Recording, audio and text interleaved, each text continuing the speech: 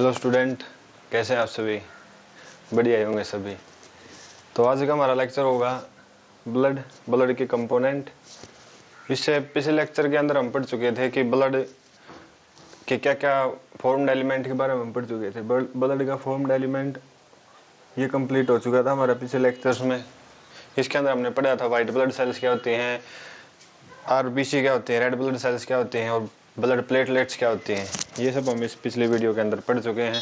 ठीक है, तो आज हम पढ़ेंगे ब्लड के बारे में कुछ इंपॉर्टेंट फैक्ट्स, कुछ इंपॉर्टेंट बातें। ठीक है, blood as a connective tissue हम इसके अंदर पढ़ेंगे और ब्लड की जो प्लाज्मा होती है उसके बारे में पढ़ेंगे, वो कैसे क्या होती है। तो शुरू करते हैं। ठीक है, हम पढ़ेंगे ब्लड के अंदर सबसे बात आती है, blood as a connective tissue पढ़ रहे हैं तो कनेक्टिव टिश्यू का मतलब क्या होता है। ठीक है, कनेक्टिव टिश्यू, कनेक्टिव का मतलब होता है जोड़ने वाला और टिश्यू का मतलब होता है group of a cell, identical cell tissue. ठीक है, लेकिन एक ये खास बात ये है कि ब्लड एक स्पेशलाइज कनेक्टिव टिश्यू होता है। स्पेशलाइज कनेक्टिव टिश्यू का स्पेशल कनेक्टिव टिश्यू होता है। इसके बारे में स्पेशल क्यों होता है इसके बारे में हम पढ़ेंगे। सबसे पहला आता है ब्लड की पीएच 7.3 से लेकर 7.5 तक ये होगी स्लाइटली अल्कलाइन एसिडिक और बेसिक किस हिसाब से देखते हैं। जो हमारा पीएच स्केल होता है, पीएच स्केल के ऊपर 7 पे न्यूट्रल, 7 से नीचे एसिडिक और 7 से ऊपर बेसिक कंडीशन शुरू हो जाती है। ठीक है, अब ब्लड का कलर होता है रेड और एक होता है डार्क रेड। रेड होगा और एक डार्क रेड होगा। रेड कलर किसके कारण होगा, ये सब शो करते हैं ऑक्सीजन को। जितनी ज्यादा ऑक्सीजनेटेड ब्लड होगा, ब्लड के अंदर जितनी ज्यादा ऑक्सीजन होगी उतना वो रेड कलर होगा, चेरी रेड होगा। ठीक है, और दूसरी बात है अगर जितने उसके अंदर कार्बन डाइऑक्साइड या फिर अदर इम्प्योरिटीज होंगी वो कितना हो जाएगा, डार्क रेड हो जाता है। ठीक है, अब आते हैं इसकी पीएच के ऊपर। पीएच होते हैं हमने पढ़े 7.3 टू 7.5 तक होती है, स्लाइटली अल्कलाइन होती है। अब जो स्पेशलाइज कनेक्टिव टिश्यू का नाम दिया गया है ब्लड को, कनेक्टिव टिश्यू तो और भी है लेकिन ये स्पेशलाइज कनेक्टिव टिश्यू है और इसको हम फॉल्स कनेक्टिव टिश्यू ही बोल देते हैं। क्यों? क्योंकि इसकी एक तो हम पढ़ रहे हैं ब्लड प्लाज्मा के लिए फिर मैट्रिक्स। ठीक है, ये मोबाइल होती है, ब्लड फ्लो करता रहता है तो उसके साथ साथ ये भी फ्लो करती रहती है, फिक्स नहीं है। दूसरी बात होती है इसके अंदर फाइबर कंपोनेंट, फाइबर एब्सेंट होते हैं। फाइबर का मतलब होता है स्ट्रेंथ प्रोवाइड करना और ब्लड के अंदर स्ट्रेंथ का कोई काम नहीं है। ठीक है, इसका काम हम देख चुके हैं क्या होता है ब्लड का। ठीक है, अब इसकी वॉल्यूम कितनी होती है। ब्लड वॉल्यूम का मतलब होता है ब्लड हमारे अंदर कितना प्रेजेंट होता है। ब्लड वॉल्यूम होता है 4 से 5 लीटर होता है फीमेल के अंदर और 5 से 7 लीटर के लगभग होता है मेल कैंडिडेट के अंदर। ठीक है, मेल फीमेल के अंदर भी इसका डिफरेंस प्रेजेंट होता है। तो ये तो सारा ओवरऑल हो गया। इसके अंदर एक और बात रहेगी, जिसके अंदर जो डिवीजन की कैपेसिटी होती है वो ना होना, ये भी किसी कारण होता है, फॉल्स होता है। तो फॉल्स कनेक्टिव टिश्यू के कौन कौन से कारण होंगे, एक तो इसके साथ में मोबाइल मैट्रिक्स होगी। सेकंड बात होता है इसके अंदर डिवीजन की पावर नहीं है, केवल इसको लिम्फोसाइट को छोड़ के, डब्ल्यूबीसी के अंदर जो हमारी लिम्फोसाइट होती हैं इनको छोड़ के डिवीजन की पावर ब्लड के अंदर नहीं होती। तीसरी बात हम पढ़ चुके थे कि इसके अंदर फाइबर एब्सेंट होते हैं। इसके कारण क्या होता है, सारा सिस्टम ब्लड को हम बोल देते हैं फॉल्स कनेक्टिव टिश्यू है। इसके 2 कंपोनेंट कर दिए थे हमने, ब्लड प्लाज्मा और जो फॉर्म्ड एलिमेंट। जो फॉर्म्ड एलिमेंट थे इसके अंदर आती हैं ब्लड सेल्स और ये प्लेटलेट्स। ये पोर्शन हम पहले कर चुके हैं।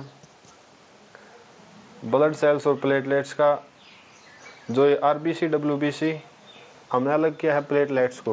प्लेटलेट्स की उतनी होती हैं ट्रू फॉर्म्ड एलिमेंट से, ट्रू ब्लड सेल्स नहीं होती। ट्रू क्यों नहीं होती, क्योंकि बडिंग के थ्रू जनरेट होती हैं। ठीक है, इसका खुद का न्यूक्लियस भी नहीं होता। ये होते हैं आरबीसी और डब्ल्यूबीसी। जो आरबीसी अकेली आरबीसी अकेली करती है 99%। ठीक है, जो बच गई है डब्ल्यूबीसी और जो प्लेटलेट्स होते हैं ये 1% करती है। अब इसको फर्दर डिवाइड कर दिया था हमने वाइट ब्लड सेल्स को, जिसके पास ग्रेन्यूल्स होते हैं, और एक हमने पढ़ा है जिसके पास ग्रेन्यूल्स नहीं होते। ग्रेन्यूल्स वाले को ग्रेन्युलोसाइट, ग्रेन्यूल्स जिसको स्टेन कर सकते हैं डाई के थ्रू, और एक ग्रेन्युलोसाइट जिसके अंदर ग्रेन्यूल्स नहीं होते उसको फर्दर न्यूट्रोफिल्स, ऑइसनोफिल्स और ये बेसोफिल्स। इसका हमने फंक्शन पढ़ा था। जो आइसोनोफिल्स होते हैं मेनली एलर्जी हो जाती है बॉडी के अंदर तब एक्टिवेट होती है, और ये इसका मेन काम होता है एलर्जी के टाइम एलर्जी को सप्रेस करना, उसको ख़त्म करना। ठीक है, उसके बाद एक ग्रेन्युलोसाइट्स के अंदर पढ़ा था बी लिम्फोसाइट और टी लिम्फोसाइट। बी लिम्फोसाइट का नाम और ये किससे बना है, इसका ओरिजिन से, बी फॉर बोन मैरो और टी फॉर थाइमस ग्लैंड। तो ये तो इसका एक ओवरव्यू था जो हमने पढ़ लिया था। 99% आरबीसी और डब्ल्यूबीसी और जो प्लेटलेट्स होती हैं 1% बनाती हैं। अब हम पढ़ेंगे ब्लड की प्लाज्मा के बारे में। प्लाज्मा जो होता है उसका जो लिक्विड पोर्शन होता है उसको ब्लड प्लाज्मा बोल देते हैं, ठीक है। इसके अंदर फाइब्रिनोजेंस, इसके अंदर होते हैं फाइब्रिनोजेंस, दूसरा होता है एल्बुमिन्स और तीसरे होते हैं इसके अंदर आयंस। फाइब्रिनोजेंस का मेन काम होता है क्लोटिंग के दौरान, ठीक है। सेकंड पोर्शन होता है इसका एल्बुमिन,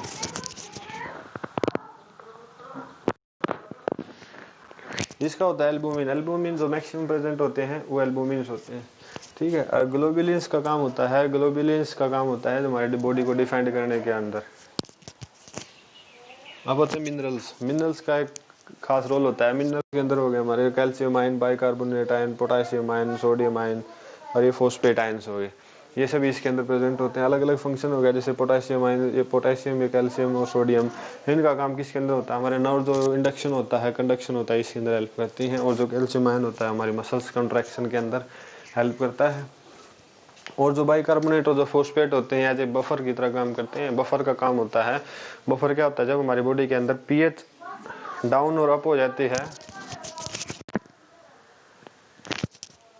अप और डाउन हो जाती है, तो उसको रोकने के लिए ये सिस्टम एक्टिवेट हो जाता है।